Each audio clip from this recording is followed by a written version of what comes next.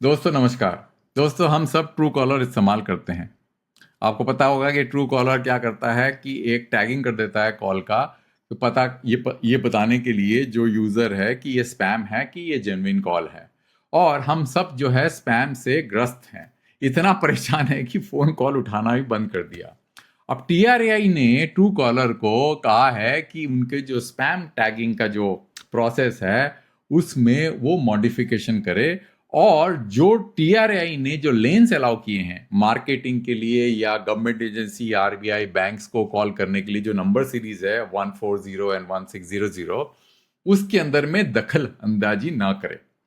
आज के वीडियो में हम ये पूरे मुद्दे को बारीकी से समझेंगे और ये पता करने की कोशिश करेंगे जो टीआरआई करने की कोशिश कर रहा है वो सही तरीके से प्रॉब्लम को सॉल्व करना है कि नहीं, या टीआरआई के पास में और भी तरीके हैं और टीआरआई इज मिसडायरेक्टेड।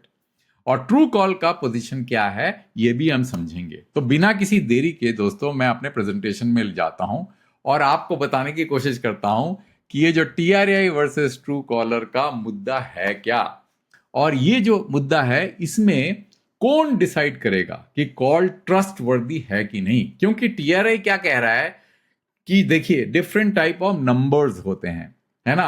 कुछ 9 से शुरू होते हैं, कुछ 8 से शुरू होते हैं, कुछ 7 से शुरू होते हैं।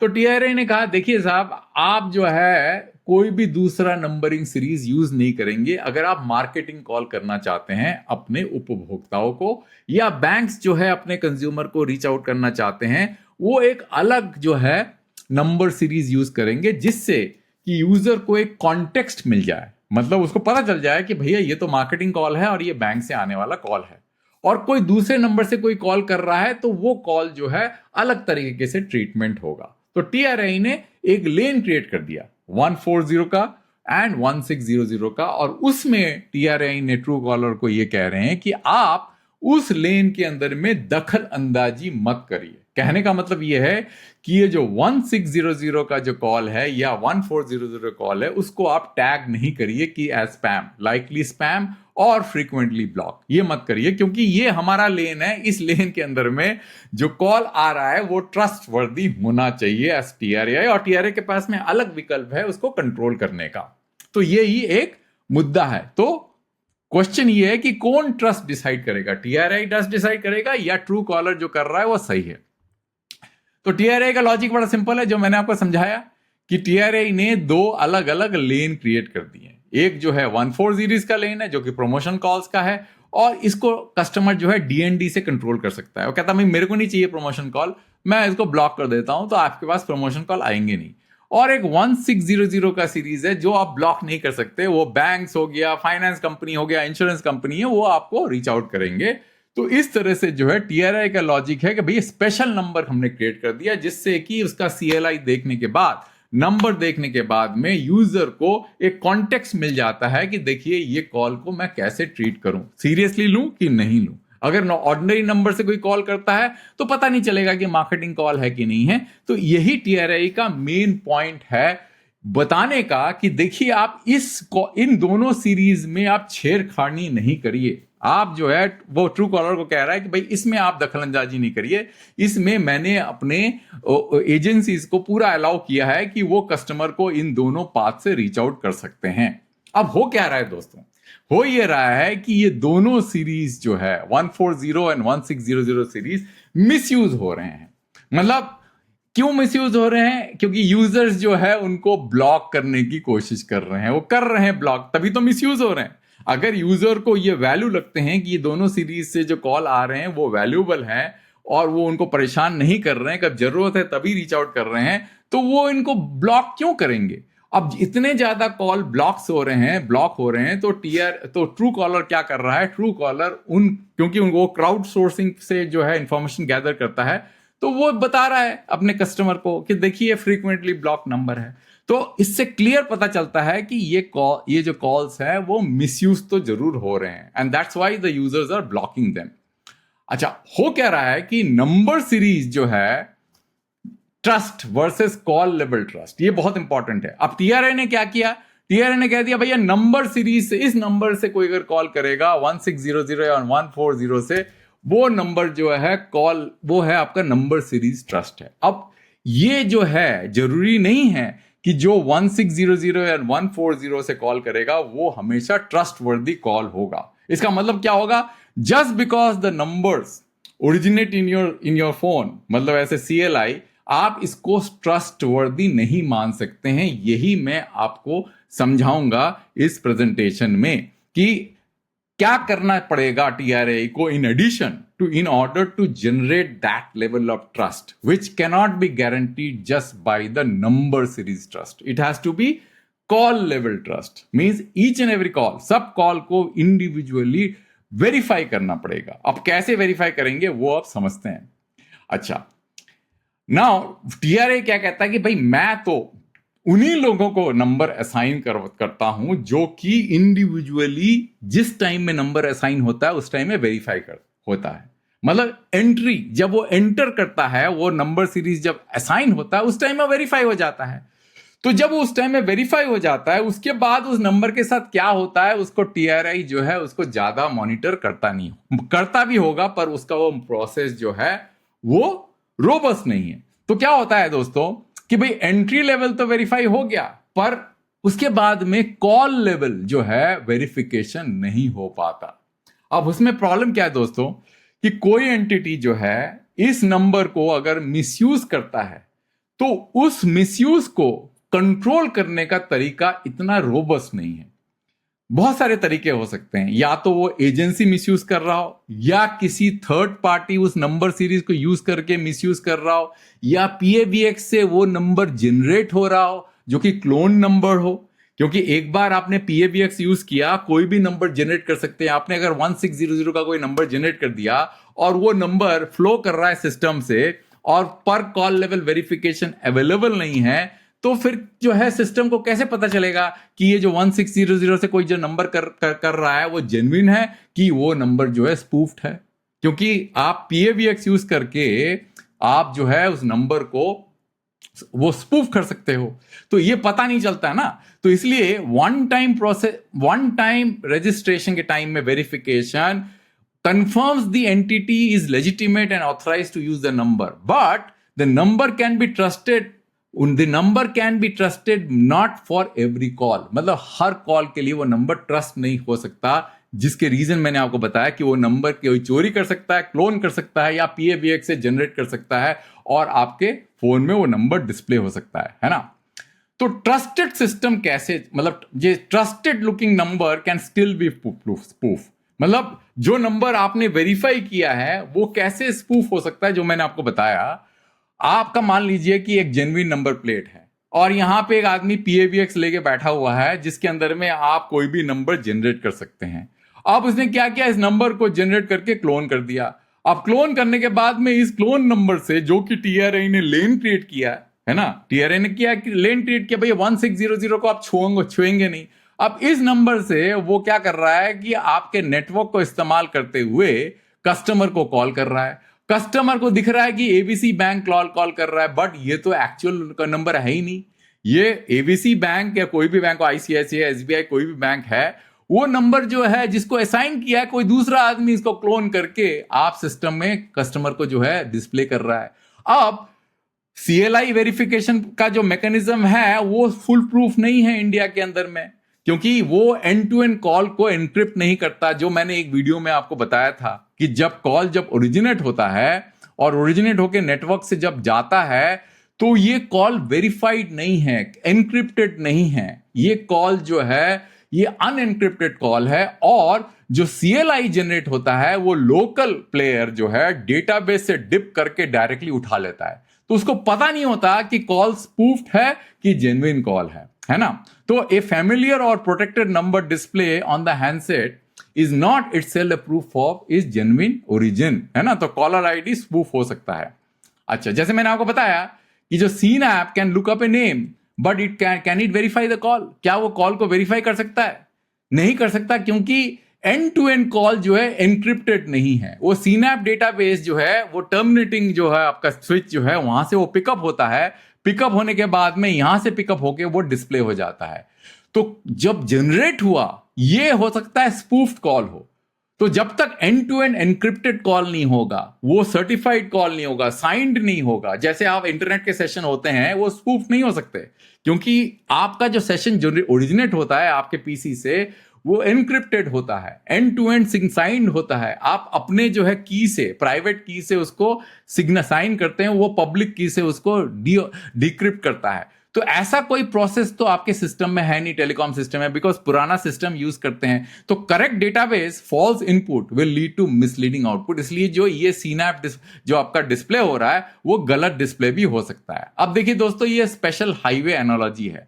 आपने क्या किया कि आपने कुछ लेन्स जो है वो ओपन कर दिए, अब उसको बोला गया कि 160 ट्रस्टेड कॉल हाईवे, और यहां पे लोग चल रहे हैं, आपके गाड़ियां चल रही है, कोई बैंक का है, कोई इंश्योरेंस कंपनी का है, कोई गवर्नमेंट एजेंसी का है।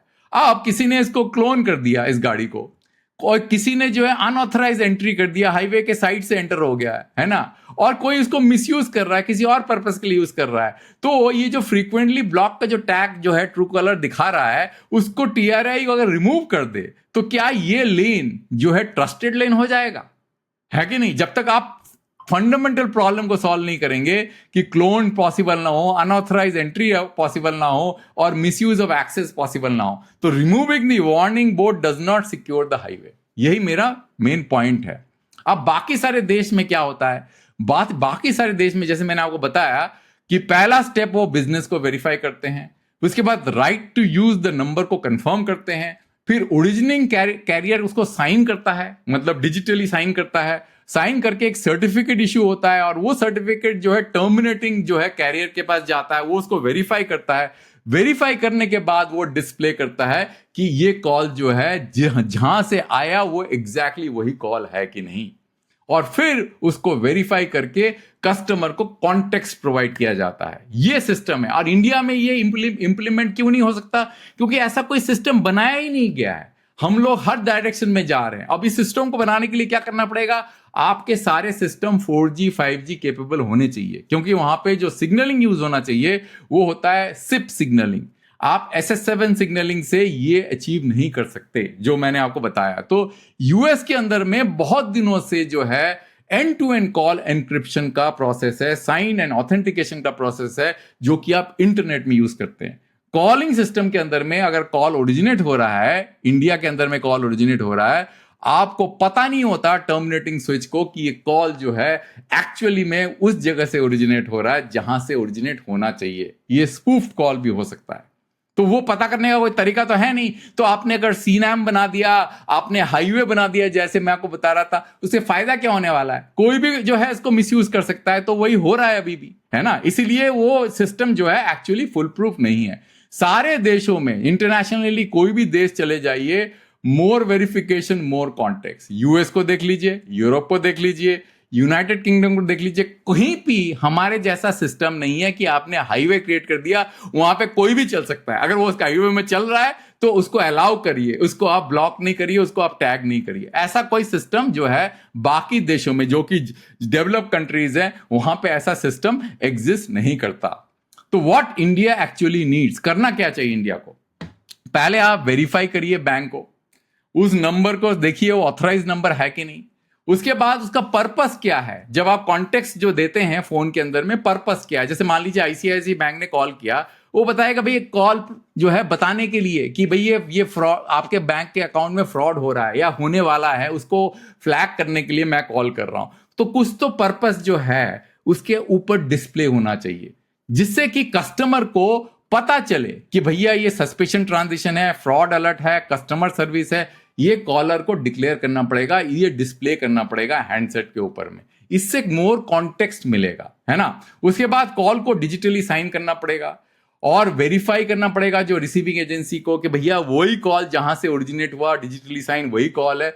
फिर कस्टमर को कॉन्टेक्स्ट दिखाना पड़ेगा, फिर जो है वो डिसाइड करेगा कि इस कॉल को एक्सेप्ट करना है कि नहीं करना है। जब तक आप ये पूरा process end to end follow नहीं करेंगे, तब तक जो है वो लेन किसी काम का नहीं है। आपने लेन बना दिया, वहां पे चोर भी चल रहे हैं, उचक्के भी चल रहे हैं, कॉमन आदमी भी चल रहे हैं, सब लोग उसी लेन में चल रहे हैं, पता नहीं कर सकते आप। और जब तक आपको कोई कंप्लेन भी करेगा, उस कंप्लेन पे जब एक्शन लेंगे तो वो एक्शन जो है इतना ज्यादा सर्जिकल नहीं होगा, क्योंकि जब पूरी तरह से वायलेशन हो रहा है, 80% पीपल आर वायलेटिंग दैट, तो फिर आप सर्जिकल एक्शन ले नहीं सकते। तो आपको जब तक ये सिस्टम नहीं बनाएंगे तब तक ये फुल प्रूफ नहीं होने वाला। तो 2 क्वेश्चन एंड 2 डिफरेंट सिस्टम। एक है authenticity, did the call genuinely come from the displayed number. ये इंडिया में हो ही नहीं सकता पता, क्योंकि हमारे पास में वो सिस्टम ही नहीं है जो कि बाकी देशों में है ना। वो ऑपरेटर के थ्रू ये सिस्टम बनाना पड़ेगा, पर टीआरआई ने एक भी डायरेक्शन ऐसा इशू नहीं किया जहां पे ये सिस्टम जो है वो ऑपरेटर आपस में वर्क करके ये सिस्टम बनाए, है ना। यूएस में है, बाकी सारे कंट्रीज में है। और दूसरा क्या है, रेपुटेशन, है ना। बोथ आर यूजफुल, मतलब there are 2 system, authenticity and reputation. आपने ऑथेंटिसिटी कर दिया, ठीक है, पर उस ऑथेंटिक एजेंसी का रेपुटेशन कैसा है वो कौन डिसाइड करेगा? वो तो कस्टमर डिसाइड करेगा ना। आप ये थोड़ी ना कह सकते कि मैंने ऑथेंटिक कर दिया उसके बाद में इसको कॉल ब्लॉक नहीं करो। कोई बैंक कॉल पे कॉल किया जा रहा है, परेशान कर रहा है, तो customer is the entity who will decide, not TRI, कि भाई मेरे को परेशान कर रहा है, तो वो टैग कर देता है और ट्रू कॉलर्स को डिस्प्ले कर देता है। इसमें परेशानी क्या है टीआरआई को? तो टीआरआई इसको करके कस्टमर का नुकसान करने में लगी हुई है, मतलब it is basically promoting more spamming. So authentication does not replace reputation, reputation does not prove identity.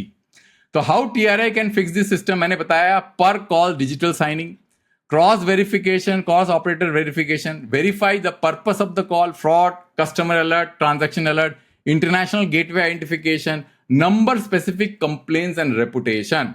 तो ये क्या होगा कि end to end robust system बन जाएगा। Do not force trust, make the trust verifiable. यही तरीका है काम करने का।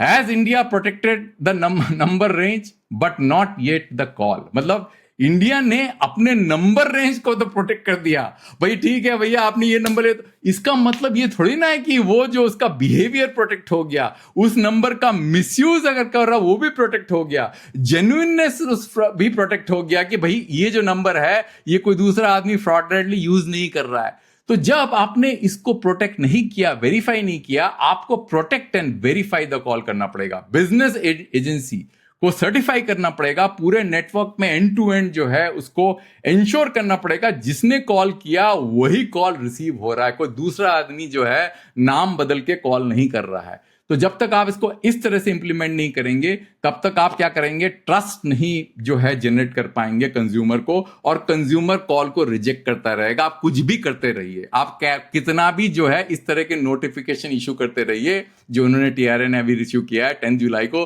कि हमने तो 1600 को कर दिया, इसको कोई हाथ नहीं लगा सकता। अरे भैया कस्टमर को कॉन्फिडेंस कहां से आएगा? आपने पूरा सिस्टम को तो लूज बना के रखा हुआ है, रोबस्ट तो सिस्टम है नहीं। आपने सिर्फ सीरीज को जो है वो टैग कर दिया, भाई यहां से कॉल ओरिजिनेट होगा, पर आपने ये नहीं बताया कि यहां से जो है फ्रॉडलेंट कॉल जो है इशू नहीं हो सकते, मतलब ओरिजिनेट नहीं हो सकते। कॉल जो ओरिजिनेट हो रहे हैं वो एंड टू एंड जो सीएलआई डिप करके निकाल रहे हैं वो एक्चुअली जो ओरिजिनेटिंग एजेंसी है उसी का सीएलआई है। तो जब तक आप ये पूरी तरह से सिस्टम को रोबस्ट नहीं बनाएंगे तब तक जो है इसका कोई भी पर्पस सॉल्व नहीं होने वाला, और ट्रू कॉलर जैसे एजेंसीज अपना रोल प्ले करते रहेंगे, वो कंज्यूमर के इंटरेस्ट में है। या तो आप सिस्टम को ठीक कर दीजिए या आप ट्रू कॉलर को अपना रोल प्ले करने दीजिए। अंत तक वीडियो देखने के लिए बहुत धन्यवाद दोस्तों। एक वीडियो दूसरे ट्रैक में जल्दी लेके आऊंगा।